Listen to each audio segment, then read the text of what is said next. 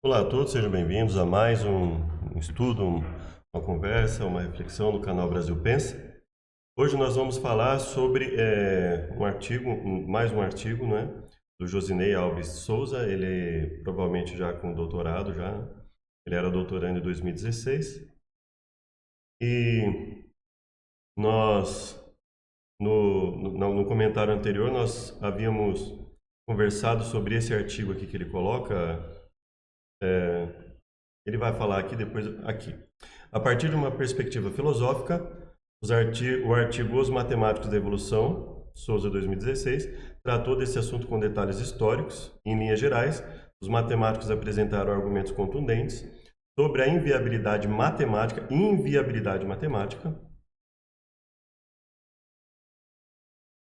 de se produzir complexidade por meio de processos aleatórios de seleção natural, com o parecer de que o neodarwinismo não era matematicamente defensável. O que é importante nós pensarmos aqui? Não tem como, nenhum estudo científico consegue ser realmente científico se ele não trabalhar com algum tipo de lógica, com alguma lógica. Eu costumo contar essa história, né, essa fábula, né, que um grupo de pessoas, um grupo de cientistas vai fazer um experimento. Então, eles pegam uma aranha e vão tirando gradualmente uma pata. Tira uma pata, a aranha continua andando, tira outra pata, a aranha continua... Mas cada vez, a cada pata que eles vão retirando, ela vai tendo mais dificuldades para se locomover. Até que eles tiram todas as patas da aranha e ela não consegue mais ali se locomover, fica praticamente ali sem conseguir fazer nada. Só que assim, a cada pata que eles retiram, eles fazem um som. Eles condicionaram a aranha, vamos supor que eles tivessem condicionado a aranha para caminhar na medida que ela ouvisse o som. E chega um determinado momento, quando eles retiram algumas patas, e aí eles fazem o som, e aí à medida que eles vão tirando a pata, ela vai se locomovendo com mais dificuldade. Até que eles retiram a última pata, e aí ela não consegue se mover para lugar algum. Esse experimento, ele foi científico, ele fez uma análise, e se essa análise for reproduzida, os resultados vão ser os mesmos. Só que, agora preste atenção na conclusão. Eles concluem que a aranha, quando perde todas as patas, perde a sua capacidade auditiva. Ela fica surda. Então, você imagina o seguinte. Eu não posso dizer que esse experimento, um artigo que coloque isso, ele seja científico. Por quê? Porque o experimento em si, ele pode ter sido científico. Nós vamos ver que em alguns aspectos, nós vamos falar sobre o artigo não é do Zostak, né, só, acho que ele é o segundo autor ali, e tem o primeiro autor, mas geralmente ele é o mais conhecido, né? E nós vamos ver que muitas vezes aquilo que é taxado de academia, porque é um artigo científico, muitas vezes os próprios experimentos que são relatados ali, eles não são necessariamente científicos, no sentido de que eles não ocorrem exatamente da maneira que é falado. E também, muitas vezes, as conclusões que se tira desses artigos, elas não batem com as premissas. Então, nós precisamos ter isso em mente. E ele falou aqui, a partir de uma perspectiva filosófica, mas não foi só uma perspectiva filosófica. Os matemáticos, eles não apenas filosofaram. Se você olhar o artigo de 2016, que ele publicou na revista Reveletel, que é da PUC, se eu não me engano, que tem um aspecto teológico ali, mas faz várias abordagens. E lá ele foi bastante enfático no que ele colocou falas bastante enfáticas. E ele coloca aqui a inviabilidade matemática de se produzir complexidade por meio de processos aleatórios de seleção natural. E aí aqui nesse artigo, nós vamos verificar algumas particularidades que podem ter modificado um pouco a liberdade acadêmica desse matemático, né, que ele é professor de uma universidade estadual, etc. Né? Então, vamos aqui, olha. Os matemáticos propõem caminhos alternativos por coevolução mútua, metabiologia ou design. Coevolução mútua, metabiologia ou design. Pelo menos ele teve a coragem de colocar isso, olha. Os matemáticos propõem caminhos alternativos, dentre eles, né, está o design, ou entre eles, né, está o design. E aí, ele coloca o interesse dos matemáticos pela teoria evolucionária. Se você quiser o artigo inteiro, deixa eu só, né, tá aqui. Olha, esse é um complemento que ele faz, né, o primeiro foi em 2016, que é os matemáticos da evolução. Aqui ele faz um complemento que é complexidade especificada. Complexidade especificada. Essa é a diferença desse para o outro, né? Então, ele fala, o interesse dos matemáticos pela teoria evolucionária é voltado principalmente para a possibilidade de uma formalização da seleção natural, baseada em um algoritmo evolutivo, que utiliza um processo matematicamente descritivo de tentativa e erro para produzir complexidade. Então, o que eles querem? A intenção deles é uma simulação, lembrando que a simulação, muitas vezes, pelos próprios pressupostos que ela assume, muitas vezes ela não vai ter um equivalente no mundo dos fatos, porque simplesmente muitas coisas que são assumidas ali não existem no mundo fático e não vão ser provadas. Então, você admite, por isso que algumas pessoas estão colocando assim, a probabilidade, os criacionistas ou os adeptos do design inteligente, eles não entendem que por probabilidade condicional se torna possível. Assim, o que eu entendo numa fala dessa é que basicamente eles estão dizendo assim, se nós simplesmente assumirmos que o impossível aconteceu, o restante se torna possível.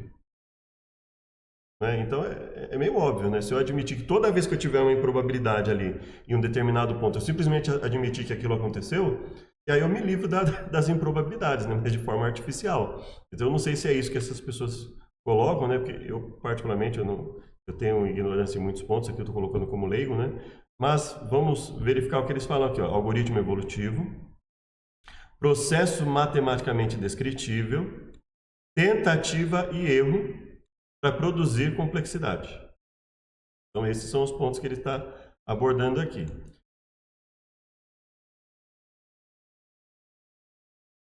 De forma geral, os matemáticos estimam que o mecanismo darwiniano seria viável somente se hipóteses muito especiais fossem assumidas. Esse é um outro ponto também que é muito importante. Veja, eu preciso assumir determinadas coisas. Olha só. Viável somente se hipóteses muito especiais fossem assumidas. E esse é um ponto muito importante. Assumidas. Eu preciso assumir determinadas coisas. No artigo do Zostak, que eles falam, depois nós vamos, em outro momento nós vamos conversar sobre ele, eu vou falar como leigo também no aspecto da química, mas nós vamos ver quantas vezes ele usa esse aspecto. Assumindo, assumimos, poderia, usa verbos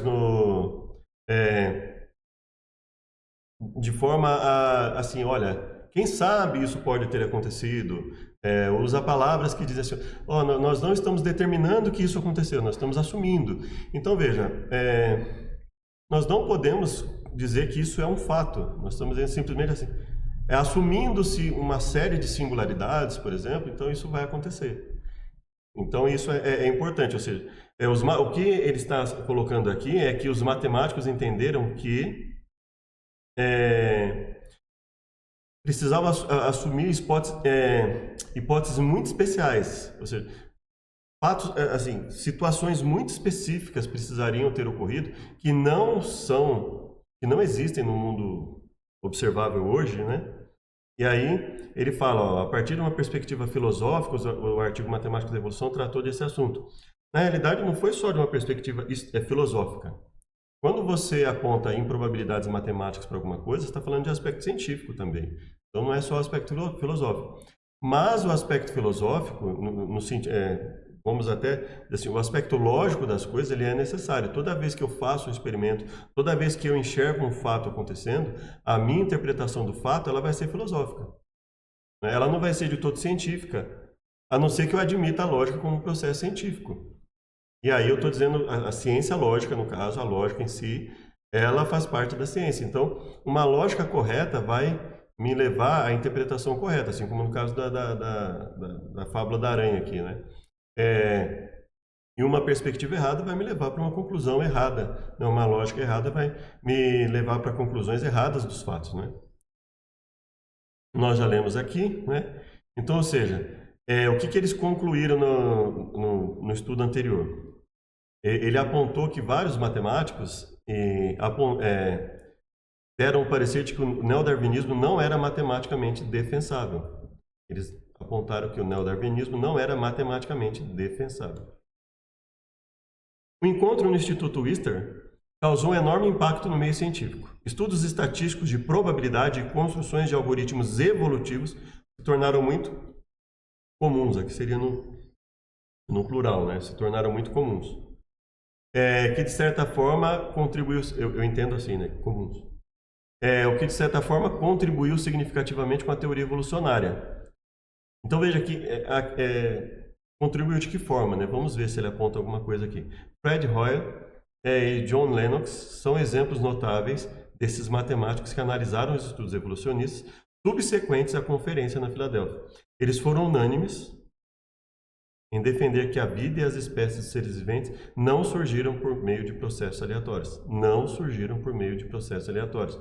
Então ele é muito enfático aqui ao dizer, olha, não, eles foram unânimes em defender que não surgiram por meio de processos aleatórios. Então esse é um ponto importante, né?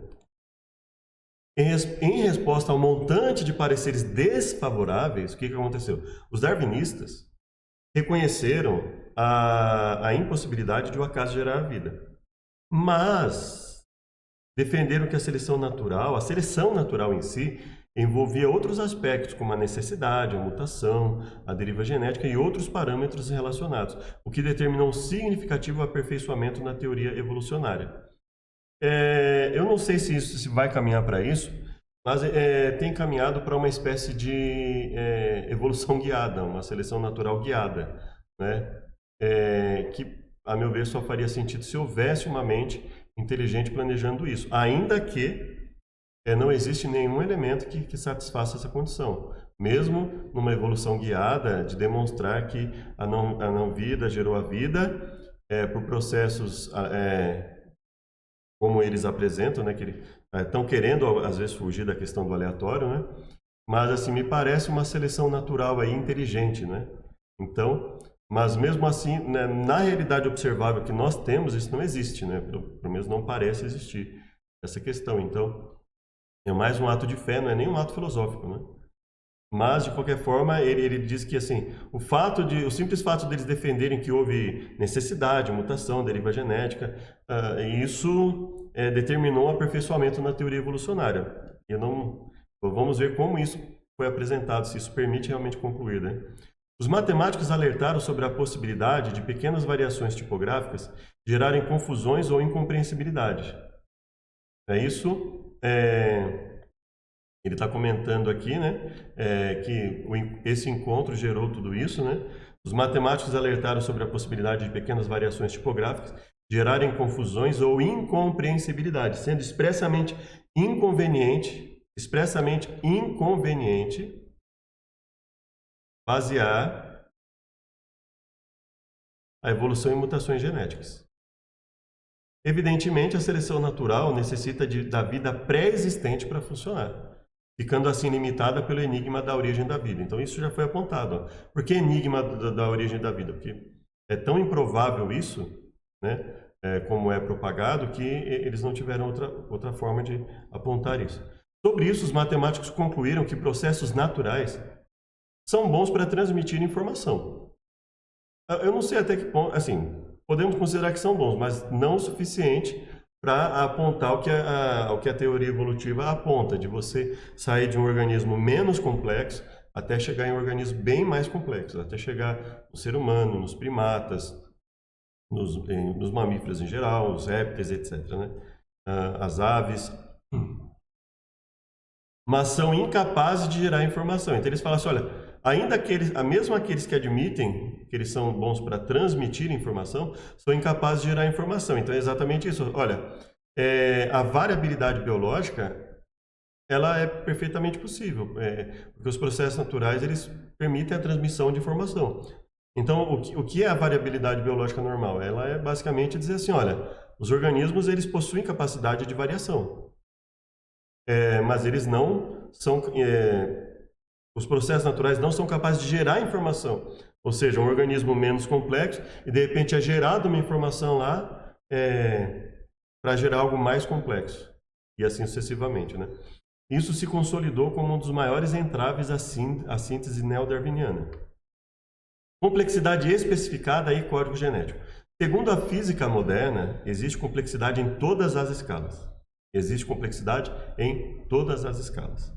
Os físicos esperam que as leis subjacentes da natureza sejam amalgamadas em um único esquema matemático abrangente, o que permitiria um entendimento preciso da complexidade. Aqui talvez ele esteja falando da teoria de tudo, né? Os físicos esperam que seja tudo reunido em um esquema matemático abrangente, né? Para entender a complexidade de uma forma bem precisa.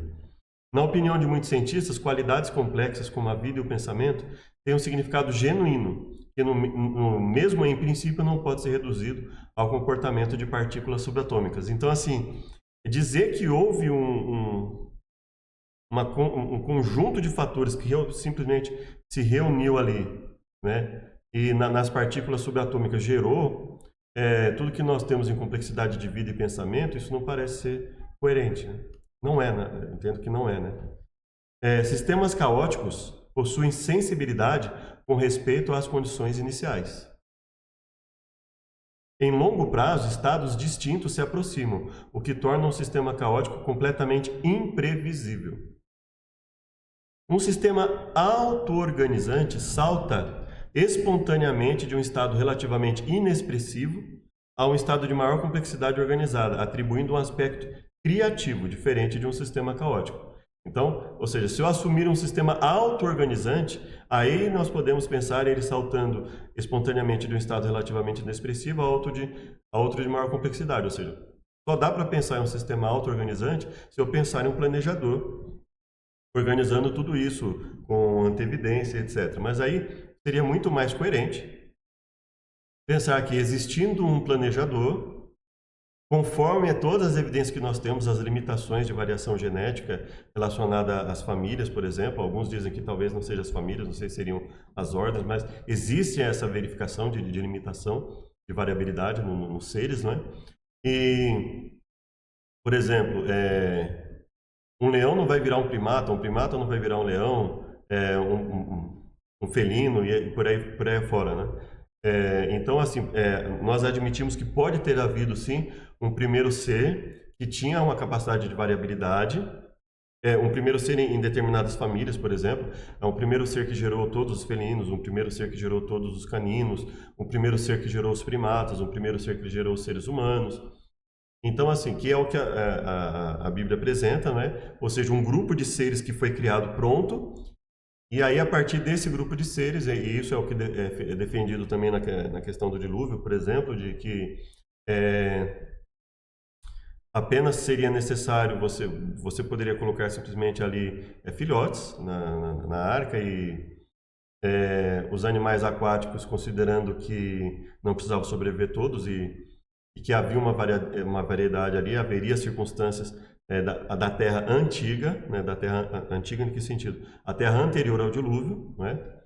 A Terra primordial, as condições da Terra primordial anterior ao dilúvio, e aí depois do dilúvio é que houve uma reconfiguração. Mas vamos esquecer tudo isso, todo esse aspecto bíblico. Cientificamente, o que nós verificamos? Que existe uma dificuldade realmente, ou seja, o que se adequa à ideia de que houve um grupo de seres que já existia e que provavelmente foi criado pronto e eles permitem essa variedade entre si, né? Existe a verificação de que as mutações elas são não só deletérias, mas cada vez mais elas prejudicam os seres, de modo que, dada a realidade que nós verificamos, né? Existem experimentos feitos com bactérias, né? E eles simularam tantas vezes e esperaram acontecer algo diferente e no final das contas, basicamente, eles viram que a bactéria continuou sendo bactéria, basicamente com a variabilidade biológica normal ali e nada mudou, né?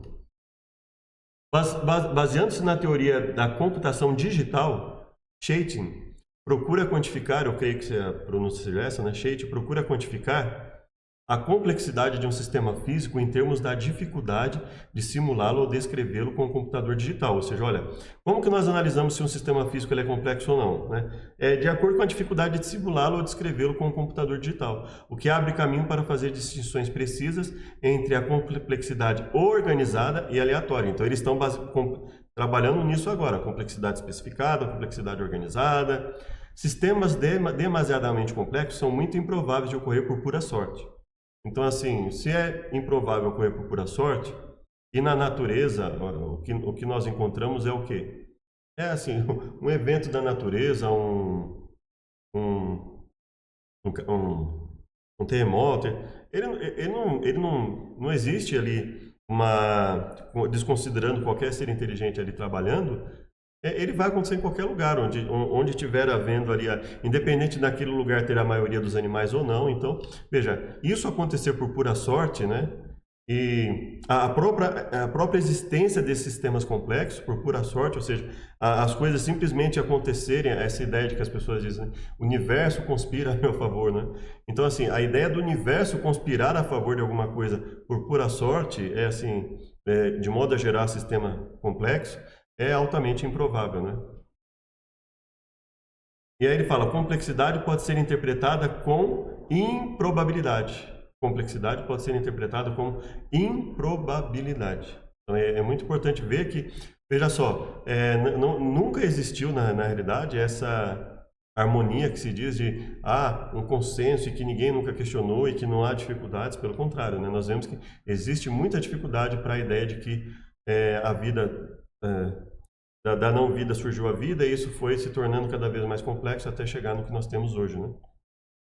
Além da característica da improbabilidade, e outra coisa que eu preciso estudar para ter propriedade para falar, mas assim, é perfeitamente possível que nós, com comandos relativamente simples, peçamos a um sistema que ele desenvolva algo que na realidade observável seja improvável.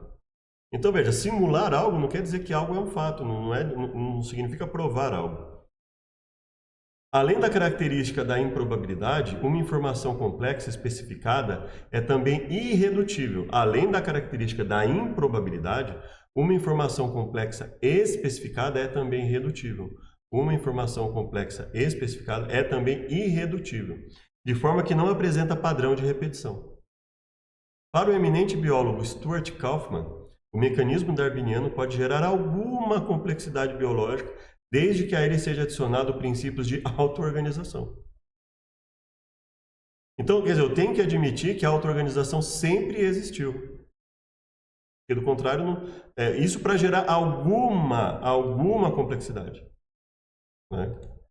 Para o matemático William Dembski, a informação biológica não pode surgir através de um algoritmo evolutivo do tipo darwiniano, a menos que um agente inteligente seja considerado. Ou seja, mesmo que eu admita que o modelo darwiniano é possível, ele só seria, segundo o matemático William Dembski, só seria possível se eu tiver um agente inteligente atuando ali. Ou seja, para vencer as improbabilidades, só se alguém planejasse aquilo. E para que surgisse exatamente daquela forma. Agora, se eu admito isso, é muito mais coerente admitir que simplesmente, conforme a realidade observável, conforme os experimentos que já foram feitos, que houve um grupo de seres que foi criado pronto. E que esses seres tinham capacidade de variação e que essa variação está se esgotando. Estamos chegando no limite da variação e quanto mais chegamos perto do limite, menos condição de variação, mais empobrecimento genético então, e aí existe até uma coisa que eles chamam de TDE, né? Que é a degeneração, né? Que é o que o Behe coloca, acho que também como a involução de Darwin. Existe a questão de que nós estamos...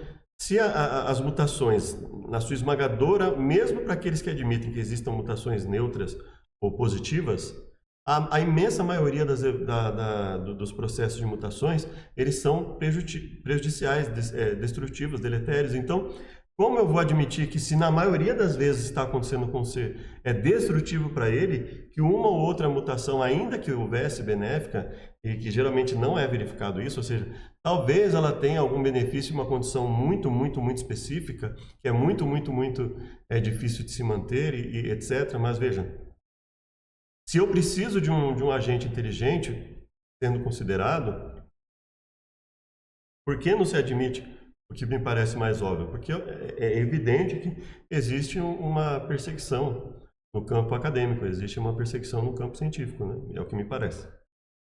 Enquanto a teoria darwiniana da evolução conflita com a segunda lei da termodinâmica, de acordo com o matemático Ian Stewart, a sugerida quarta lei da termodinâmica seria mais coerente com o fenômeno da gravitação, visto que sistemas gravitacionais tendem a crescer em complexidade.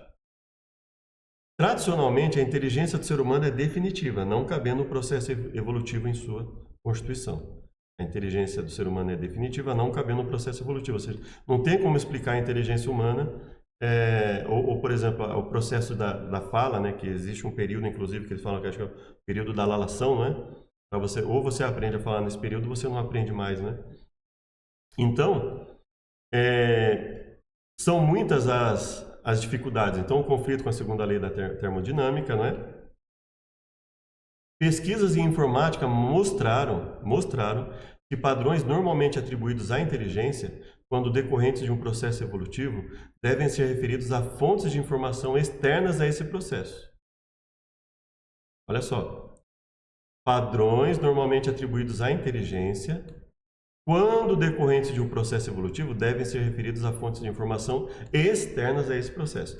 Tais fontes de informação podem ser o resultado de outros processos evolutivos mais profundos, implicando uma cadeia de processos transmissores de informação. Ou seja, tem que haver ali, assim, uma conspiração que precisa ter uma inteligência por trás para acontecer, né? Necessariamente, a regressão implica uma incompletude fundamental na capacidade de causalidade física de produzir as informações necessárias. Sem considerar qualquer violação de causalidade física ao longo dos processos, aponta-se para a necessidade de uma fonte de informação de uma inteligência primordial. Sem considerar qualquer violação da causalidade física, ou seja, se considerar as coisas exatamente como elas são, como elas aparecem, conforme a realidade observável, aponta-se para uma necessidade de uma fonte de informação de uma inteligência primordial. Essa é uma das justificativas lógicas para o design inteligente. Essa é uma das justificativas lógicas para o design inteligente. As conhecidas leis da física e da química, por elas mesmas, podem, no máximo, explicar a especificação, mas não a complexidade.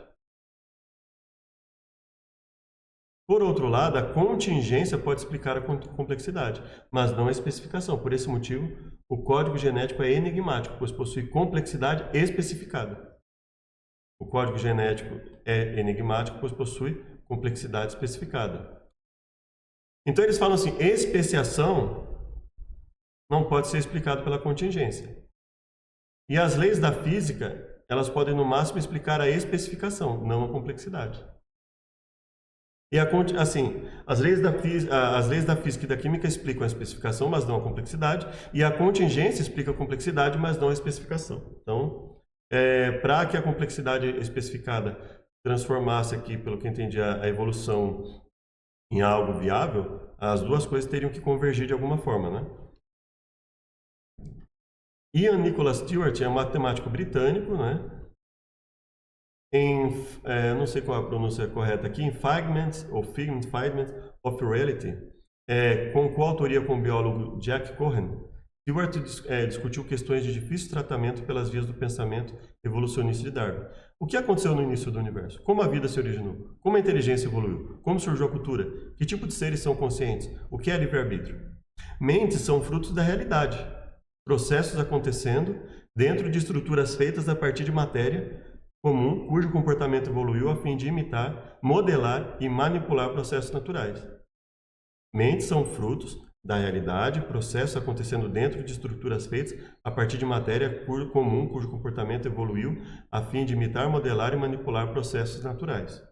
O início da cumplicidade entre inteligência e cultura humana pode ser interpretado pela evolução de maneiras não genéticas, mas pelas transmissões de conhecimentos, hábitos, comportamentos de geração em geração. Conforme a mente evolui, ela se torna cada vez mais complexa. Essa foi a chave do pensamento de Stewart. Nesse tratamento, no entanto, o matemático às vezes superestima o poder da evolução. Às vezes, me parece que sempre, né? Para que ele considere que tudo isso possa ter acontecido simplesmente por transmissão de geração em geração, ele superestima o poder da evolução, né? Stewart adere ao pressuposto da adaptação celular,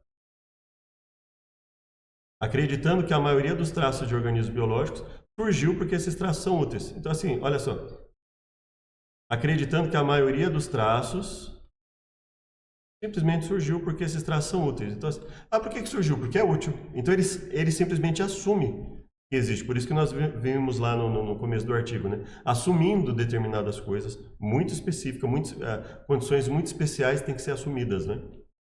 E que a evolução tem a capacidade plena de projetar tais traços. Então, assim, ele está defendendo aqui uma evolução guiada, né? Aí, se a evolução tem capacidade plena de projetar tais traços, então ele projetar anteevidência, então ele está admitindo aqui para mim uma evolução guiada, né? Que um ser fez isso.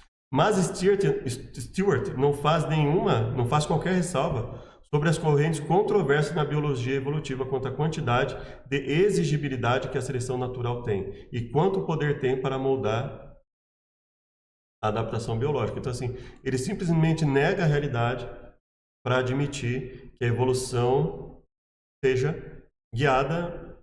Não sei qual seria o pensamento dele, se ele admite o que quer a evolução e pode obter, ela consegue. Então, quer dizer, isso aqui só faz sentido dentro de uma ideia de evolução guiada, ou seja, um ser estabelecendo a evolução. E mesmo assim, nós não temos evidência para isso. Por isso que nós defendemos que aqui, ó, RBHM, né, Revista Brasileira de História da Matemática.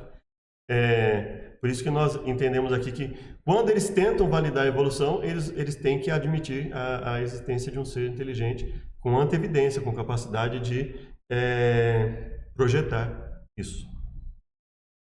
Apesar de sua simpatia com a biologia evolutiva, então ele é um simpatizante da biologia evolutiva, Stewart deixa o indicativo de que o mecanismo darwiniano não passa de teste epistemológico e carece de profundos aperfeiçoamentos. Então, acho que pelo menos isso, né?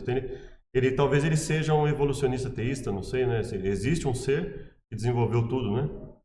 Segundo afirma o biólogo Stuart Kauffman, tratando-se de geração de complexidade biológica, os princípios de auto-organização são mais poderosos do que o mecanismo darwiniano. Os princípios de organização são mais poderosos que o mecanismo darwiniano para a geração de complexidade biológica.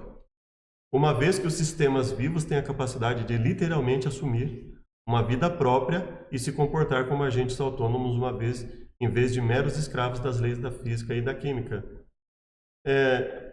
Um ser capaz de se comportar como autônomo em vez de meros escravos, eles continuam sendo escravos das leis da física e da química, né? Nós continuamos sendo escravos, né? Se eu pular de um prédio de 20 andares, eu não vou escapar da lei da física ali, né? E se eu colocar alguma substância prejudicial ao meu organismo, eu não vou escapar das consequências. Então, eu não sei como ele pensa que esses seres, né, deixem de ser escravos das leis da física e da química. Nós podemos manipular as leis da física e da química, podemos escolher, dependendo do nosso nível de compreensão, escapar de determinadas circunstâncias, mas existem leis que não temos como fugir, né? Atualizando-se com o contexto digital, a visão neodarwiniana da evolução passou a se concentrar no papel do gene e se basear em modelos tradicionais de polimorfismo. Dessa forma, o modelo neodarwiniano não dá espaço para o conceito de auto-organização. Então, eles defendem a questão da auto-organização, mas o modelo neodarwiniano não dá espaço para isso. Entretanto, Stewart notificou que modelos baseados em fenótipos, que incluem efeitos não lineares e coletivos, sugerem que a evolução pode, de fato, ser vista como o processo pelo qual o ecossistema se auto-organiza. Juntamente com J. Scar e P. Coveney, Stewart apresentou modelos que representam o fenômeno da especiação como uma bifurcação de quebra de simetria, mas em diferentes contextos matemáticos. Ou seja, aqui me parece um campo bastante especulativo que assume diversas coisas, né? Suas conclusões foram convincentes, apesar da diversidade dos modelos. incluindo sistemas dinâmicos determinísticos, dinâmicos estocásticos, sistemas dinâmicos discretos, etc. Então, veja aqui que é muito no campo das ideias e muito no campo especulativo, né? A segunda lei da termodinâmica associa a qualquer sistema termodinâmico fechado uma quantidade conhecida como entropia, a qual usualmente é interpretado como uma medida de desordem. Então, segunda lei da termodinâmica, entropia, sistema termodinâmico fechado, medida de desordem. Diferentemente de um universo regido por essa lei física, a biosfera dá aparências de evoluir para uma forma cada vez mais sofisticada de organização. Isso não contradiz a segunda lei da termodinâmica, pois a biosfera é dirigida principalmente pela radiação solar, o que não caracteriza um sistema termodinâmico fechado. A física não fornece razões claras da tendência para a maior organização de certos sistemas termodinâmicos com input de energia. Pelo contrário, exemplos como água fervendo e um recipiente mostram que sistemas termodinâmicos não fechados podem apresentar entropia crescente, que é a medida de desordem. Mesmo sistemas termodinâmicos não fechados podem apresentar entropia crescente. Então, dizer que existe nós participamos de alguma forma de um sistema não fechado não quer dizer que ele não vai apresentar entropia, né? Explicaria o crescimento da complexidade da biosfera. Muitos biólogos evolucionistas acusem, embora muitos biólogos evolucionistas acusem a falta de evidências para o crescimento da complexidade no mundo biológico.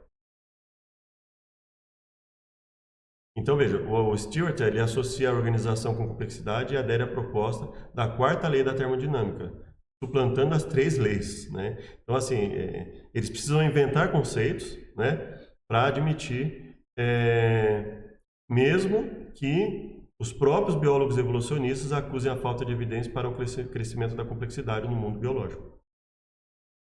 Stewart inclui a ideia de uma segunda lei da gravidade que quantifica o crescimento da complexidade de sistemas gravitacionais, uma vez que esses sistemas tendem a aumentar seu grau de organização. Dessa forma, os sistemas gravitacionais fornecem uma excelente mesa de teste para a quarta lei da termodinâmica, e uma segunda lei da gravidade teria um papel fundamental. Então veja, o campo bastante especulativo das ideias que o Stewart, assim, ele enxerga as dificuldades, as improbabilidades, mas ele prefere ficar agarrado à teoria, né? Gregor Scheitin.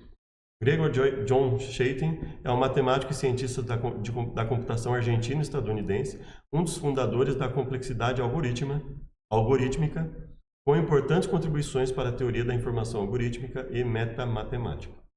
Descobertas, né? Ele fez algumas descobertas, um novo teorema da incompletude, que é a incompletude de Gödel, quer dizer, contrapondo-se ao clássico teorema da incompletude de Gödel.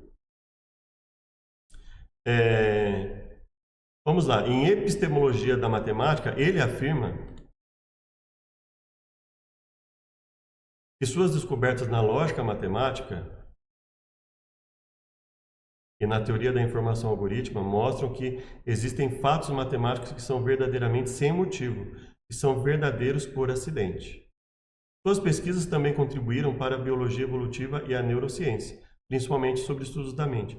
Inconformado com a falta de formalidade matemática para os estudos da evolução, o que considerava um escândalo para os matemáticos, propôs a teoria da informação algorítmica como a chave para solucionar problemas de biologia evolutiva e desenvolveu um modelo algorítmico para o mecanismo darwiniano. Tendo em vista tentativas prévias de atender esse caso por meio da teoria dos jogos ou processos estocásticos, Scheitin introduz alternativamente a metabiologia como base teórica para sua proposta de formalizar a teoria da seleção natural. De forma geral, a metabiologia usa ferramentas de matemática discreta não axiomática, contendo uma hierarquia infinita de verdades, cada uma gerando informações fundamentais para a outra, praticamente procedente dos resultados de Gödel e Turing. A máquina de Turing, né, que eu acho que ele trabalha, né? E então veja, o campo ainda altamente como nós podemos dizer, altamente especulativo, né? Em princípio, Chaitin define o vocabulário da biologia evolutiva. Organismo, DNA, mutação, aptidão e evolução. Em seguida, associa esse vocabulário a conceitos de computação científica. Organismo, DNA, mutação, aptidão e evolução são, respectivamente, tratados por software natural, linguagem de programação natural, programa modificador de um organismo, caminho arbitrário no espaço e todos os possíveis programas. Então ele faz uma associação, a meu ver, arbitrária, né? E aí, para cada coisa ele trata algo, software, linguagem de programação, etc., né? Para modelar a competição entre gerações de organismos, Chaitin usa o algoritmo do Castor para iniciar e dirigir o processo evolucionário, representando a habilidade da biosfera em gerar novas soluções em resposta à influência evolucionária. Nesta modelagem, a criatividade matemática corresponde à criatividade da natureza. Então, aqui para mim já está na... deixa eu só acender aqui. Isso aqui, para mim, eles estão caminhando cada vez mais por uma espécie de evolução guiada. E na simulação, acho que todo mundo que já viu isso, né? Assim, na simulação você coloca como possível o que você quiser. Né? Por mais que eles falem não, porque não é assim, que a gente coloca informações simples, é óbvio que a informação que eles estão colocando não são simples. Eles estão assumindo uma série de pressupostos, e óbvio que se você assumir que 0 é igual a 1, o programa ele vai trabalhar com isso e ele vai colocar como possível algo que não é possível, né, no mundo real. Ele considera que a habilidade de evoluir por seleção natural é uma condição suficiente para ser um objeto vivente. A principal crítica sobre o modelo de Chaitin se refere ao seu grau de generalidade em matemática pura. Grau de generalidade em matemática pura, que aparentemente torna impossível qualquer aplicação prática.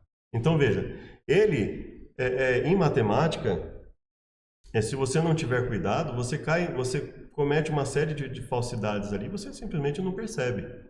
Então, veja que o grau de generalidade em matemática pura, ou seja, altamente no campo das ideias, por exemplo, você já viu um número que é elevado a si mesmo de menos 1? Você não viu. Não existe isso na realidade observável.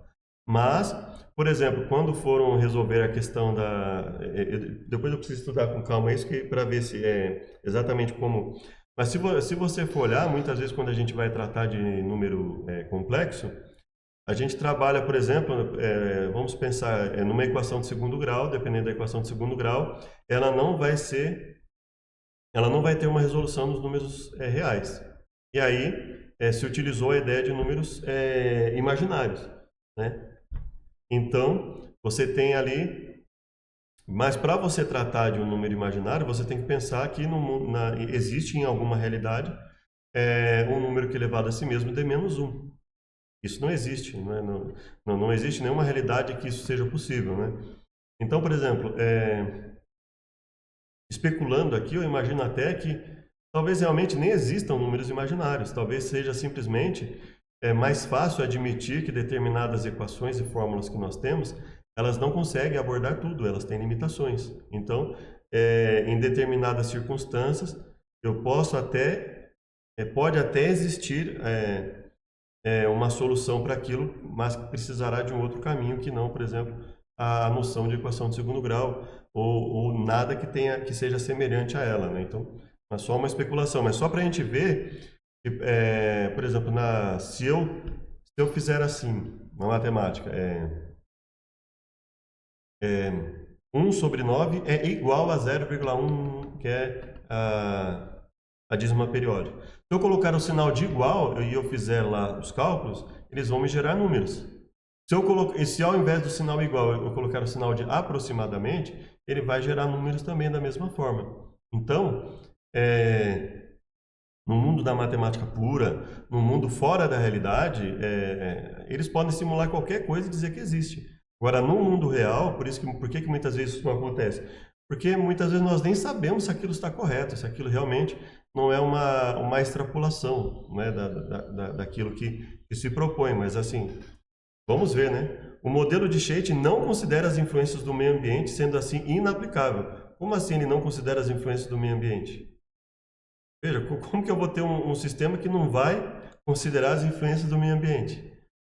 Como é que ele vai admitir que algo surgiu num ambiente em que a presença de oxigênio destruiria, a ausência de oxigênio também prejudicaria e tornaria inviável a continuação do processo. Então, veja, são coisas assim, ou seja, o que eles estão fazendo? Eles estão assim, olha, assumindo-se que algo simplesmente aconteceu, então a gente torna as coisas muito mais viáveis, né?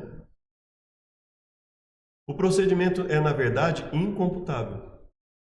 O procedimento é, na verdade, incomputável. O doutor em filosofia Radoslaw Siedlinski salienta que o procedimento é, na verdade, incomputável. Ciente do problema, Chaitin afirma ser necessário recorrer a informações externas fazendo uso do Oracle, o que é incomputável. Mas se mostra interessado em tentar projetar um modelo de implementação em alguma linguagem de programação existente ou de execução em computadores reais. Por isso que eles estão cada vez mais criando cada vez ideias mais abstratas e mais difíceis de você verificar no mundo real e por aí afora, né? As críticas são importantes para se entender o quanto é difícil ratificar a teoria darwiniana. Não é difícil, é improvável, né? É impossível você ratificar a teoria darwiniana da evolução do menos complexo para o mais complexo, né? Quanto mais realista o modelo, mais teremos que confiar em simulações de computador em vez de provas.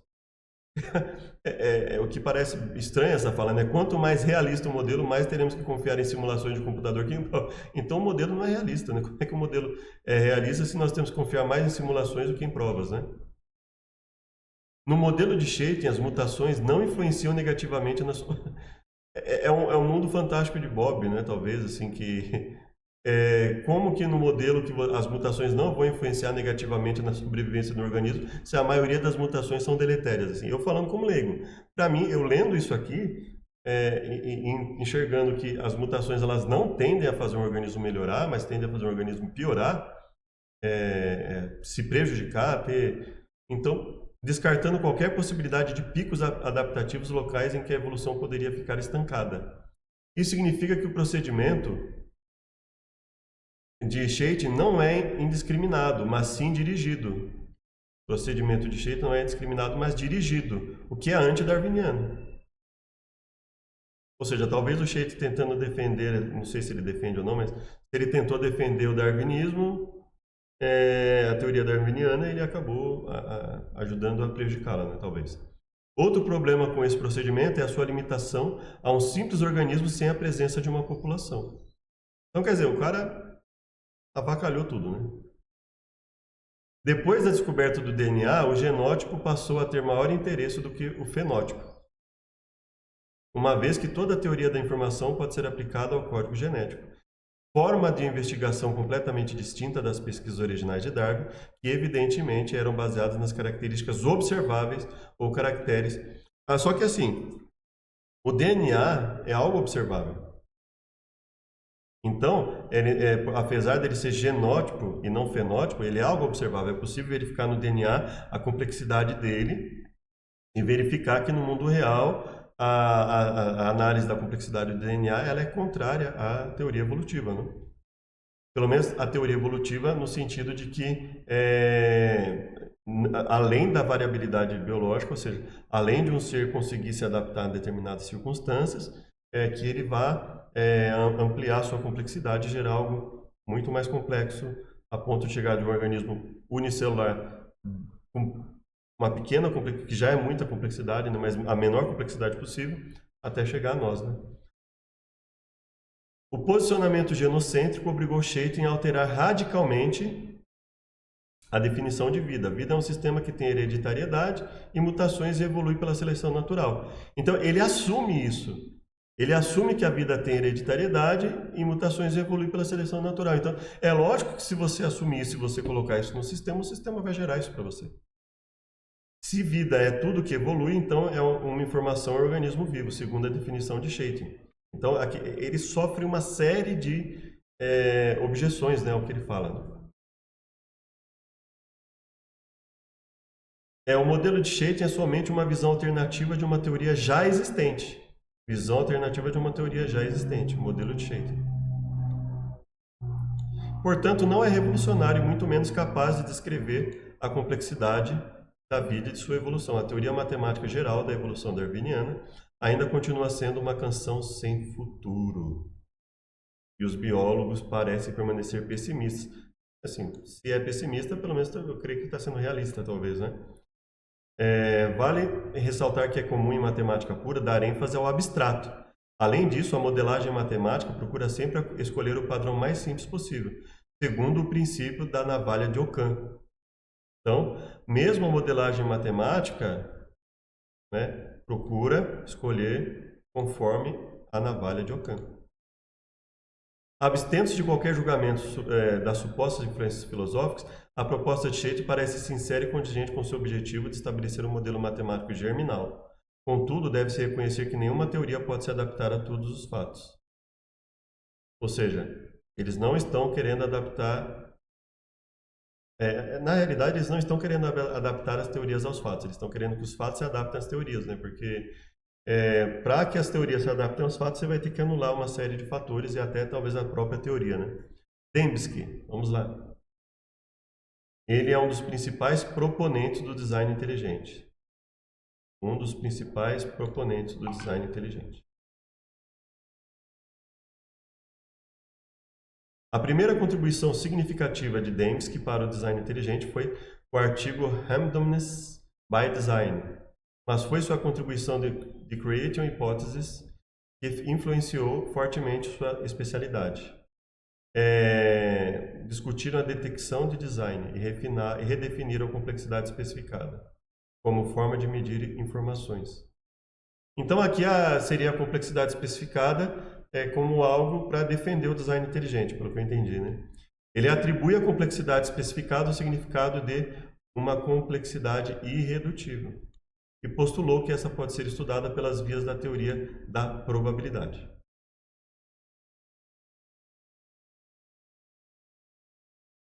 Tendo como base a teoria da informação de Shannon, o conceito de complexidade denota uma medida de improbabilidade contingente.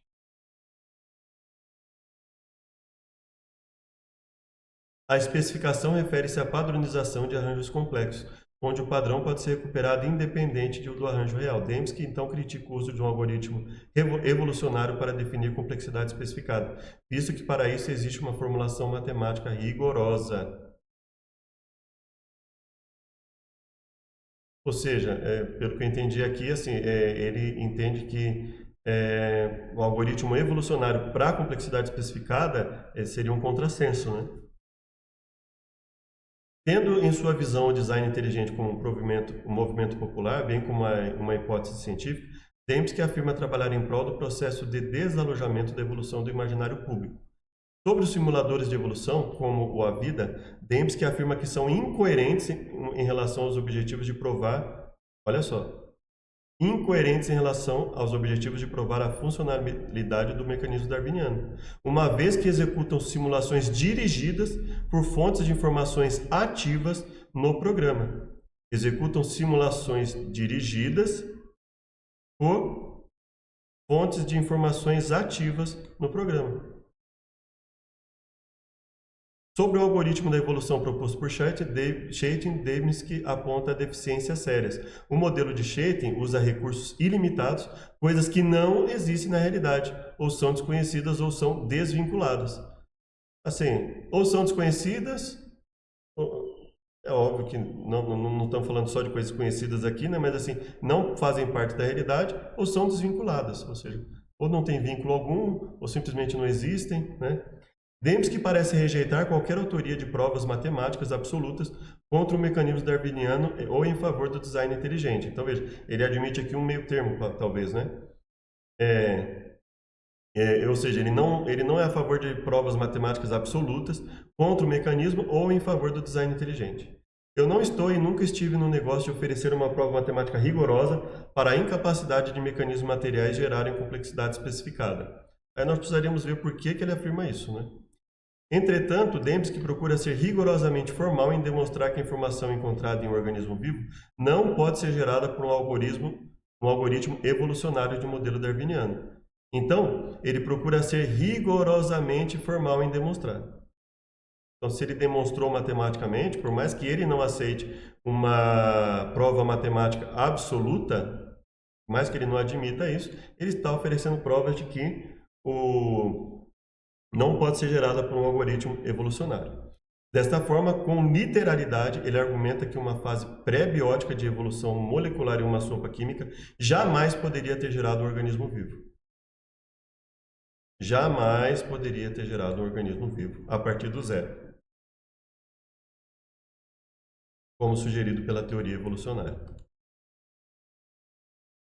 Um algoritmo evolucionário é um processo estocástico que deve executar um número finito de ações. Visto que o algoritmo deve atingir o alvo em um número finito de etapas, Dembski fixa um intervalo de números naturais de 1 a m como conjunto. A probabilidade de encontrá-lo... O alvo é tão pequeno que a probabilidade de encontrá-lo em m passos de forma aleatória é minúscula, ou seja, tende a zero. Né? Este é o principal problema apontado por Dembski, pois a escolha da função fitness requer mais informação e complexidade do que o alvo original. Então, assim, se acharam que estavam facilitando a coisa ficou muito mais difícil agora. Né?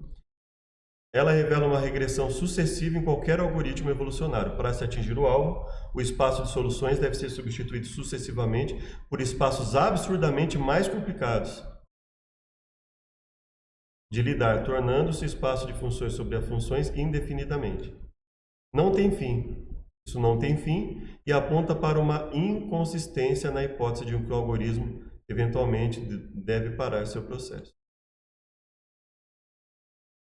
Uma vez que a busca cega sempre constitui um algoritmo evolucionário perfeitamente válido, isso significa que a medida de desempenho de qualquer algoritmo evolucionário nunca é melhor do que a busca cega. Então, ou seja, eles estão, basicamente o que eu entendi aqui, que eles estão atribuindo tanta perfeição ao mecanismo que sempre constitui, olha só, uma busca cega sempre constitui um algoritmo evolucionário perfeitamente válido, ou seja, se eles admitem que essa busca cega permite um algoritmo evolucionário perfeitamente válido, a medida de desempenho de qualquer algoritmo evolucionário nunca é melhor que a busca cega. Então, assim, se eu simplesmente admito que isso é possível da forma como é proposta, então eu não preciso nem da proposta do algoritmo, né? Os algoritmos evolucionários usuais não geram complexidade especificada, mas apenas aproveitam uma complexidade já existente. Em todos os casos, um agente inteligente esteve envolvido.